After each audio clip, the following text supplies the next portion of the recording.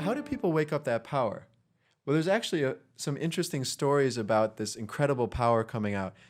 We might have even talked about this before. Right. How about the mother at the zoo? Murder at the zoo. And when she saw that her baby was actually accidentally in the cage. Crawling between the bars of the lion cage. And what did she do? She reached out, bent the bars, and grabbed the baby and pulled it out. Wow, this thick bar. This thick bar, bent it. And then these zoo workers saw her and they ran over. They tried to close it and they can't close it. And they tell her, hey, close the bars for us. Right. Can she do it? No. No way. Yeah.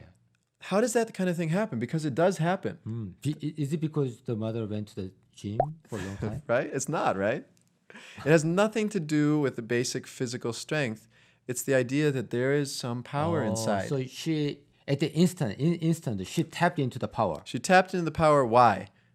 Because she was desperate and earnest about...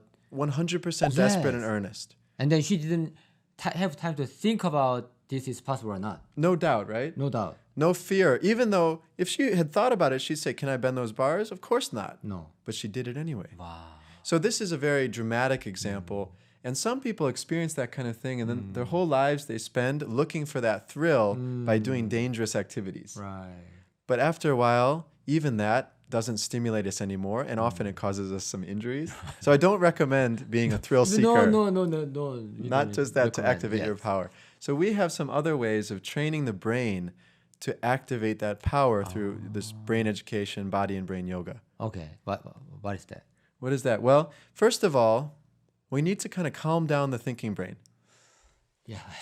What is good for calming down the thinking brain? Actually, I have seen lots of people who cannot relax themselves.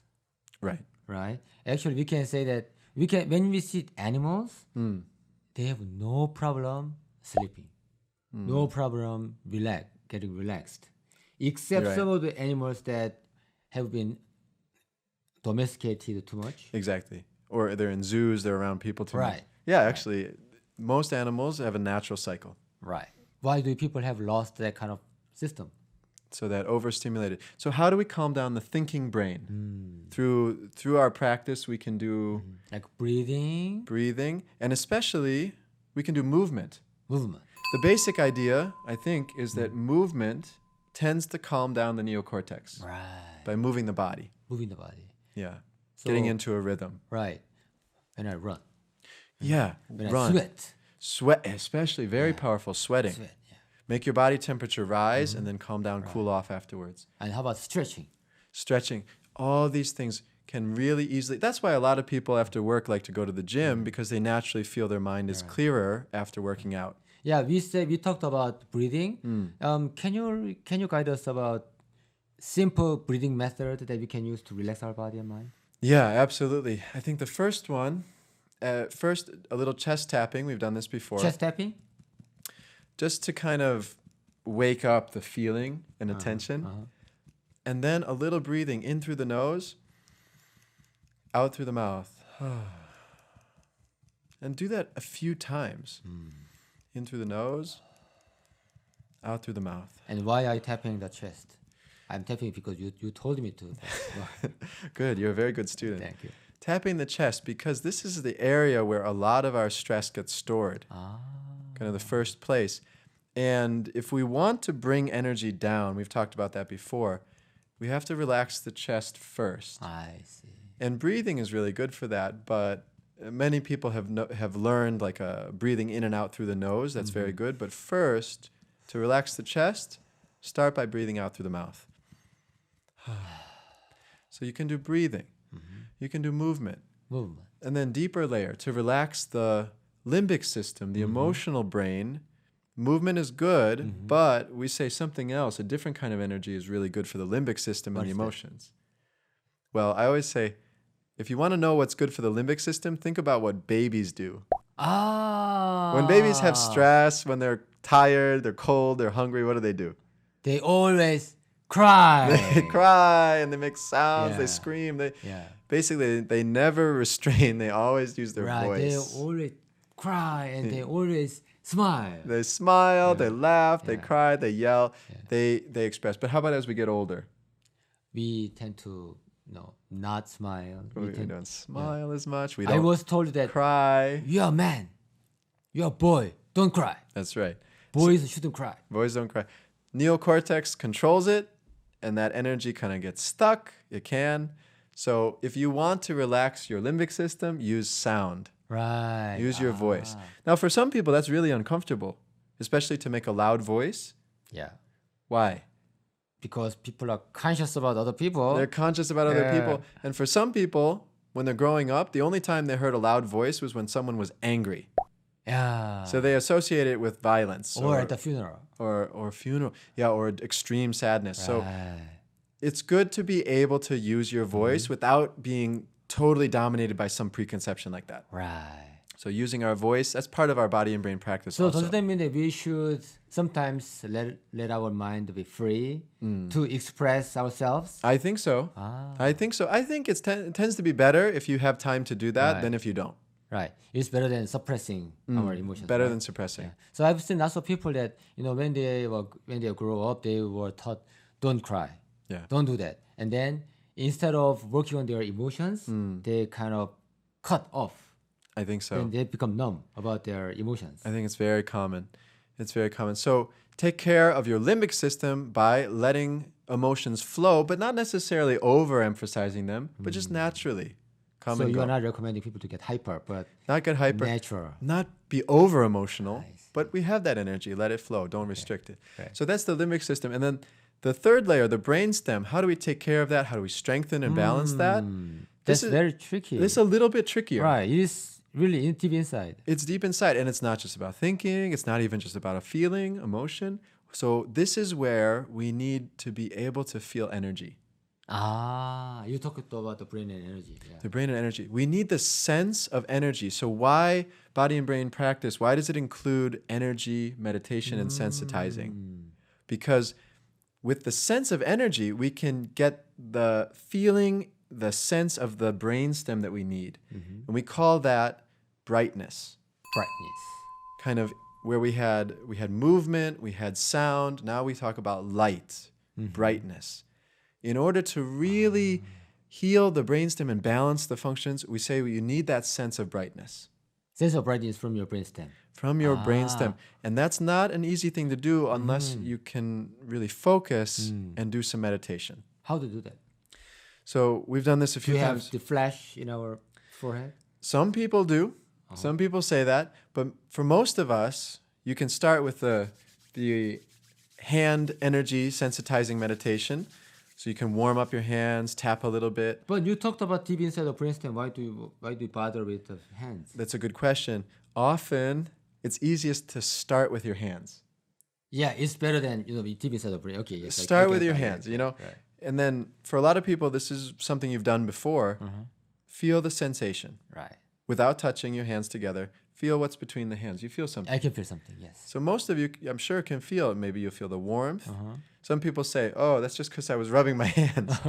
Yeah, it's true, but you can still focus and feel it. Yeah. As you do this more and more often, then you can feel much stronger. You can feel it much stronger. And for a lot of people over time, you can feel it even with your hands farther apart.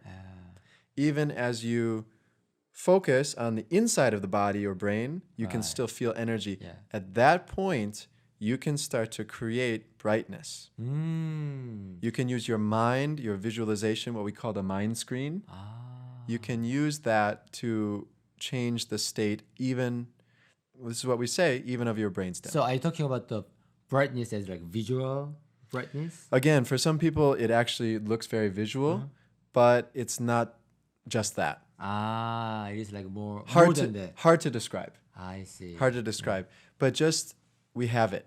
You'll know it. You'll know it because I'm sure you felt it in your life at least a few times. You'll know the feeling of brightness when you really focus and So feel. is this something that you need to learn to have the brightness? Well, intellectually, how can you learn? You can understand it, but then we still have to practice and do it. And it's totally different so to you should doing feel it. So that's again the gap. We can talk today.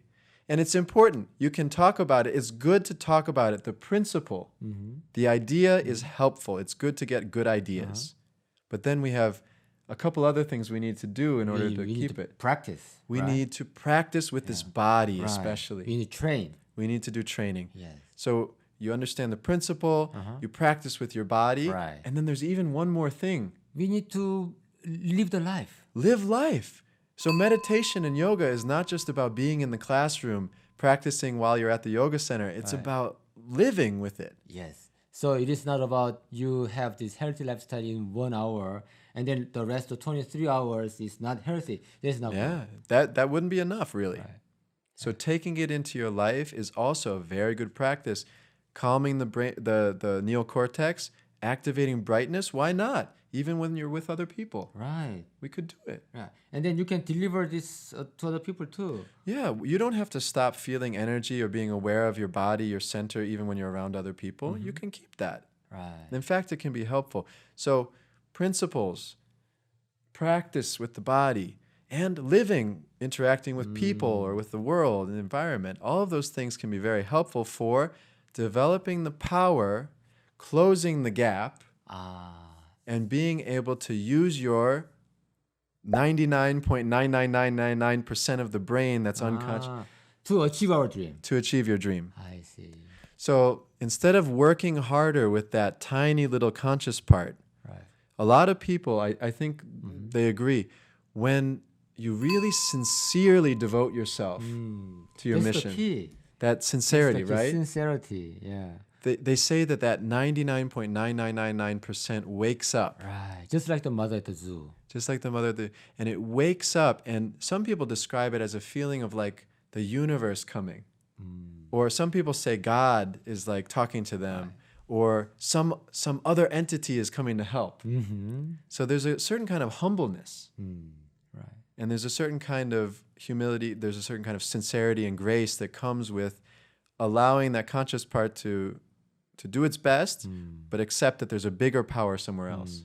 So that is why when you are younger, then we are taught by our parents the quality of humbleness and sincerity and discipline Exactly. and love each other, that kind of things. Exactly. And that's also why the practice of working with other people, of following people, being humble, working together, it's not just a practice of following someone else. It's also good practice for us to let our conscious mind follow a little bit deeper power inside of ourselves. Oh, okay. Let our conscious mind to follow our subconscious, Yeah, our true self. true self.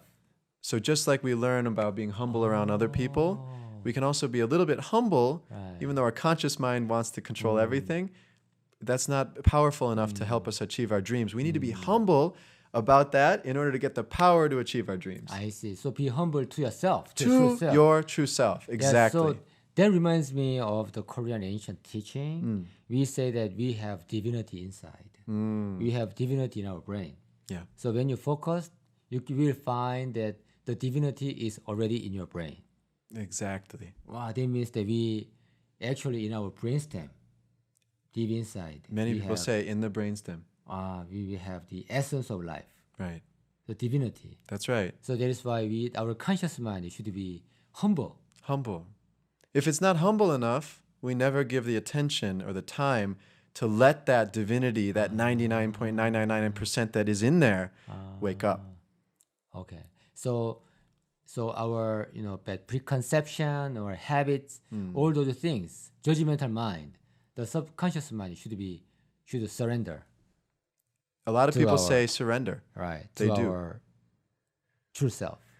And that can be hard, Ego-wise, we feel like we have to control, we have to fight, we have to understand. It's true. But we also have to have that other side of letting go, trusting, accepting, having faith, asking for help. Right. Not just to the outside, but to our inside.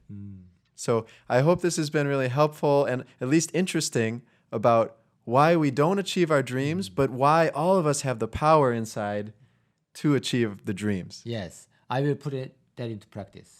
Me too. Yeah. I will take action. We would love to hear from you. Questions, comments, ideas for future topics. Don't forget to subscribe and hopefully like this video. Yeah. Then we'll see you next time. We'll see you next time. Take care, everybody. Bye. Bye.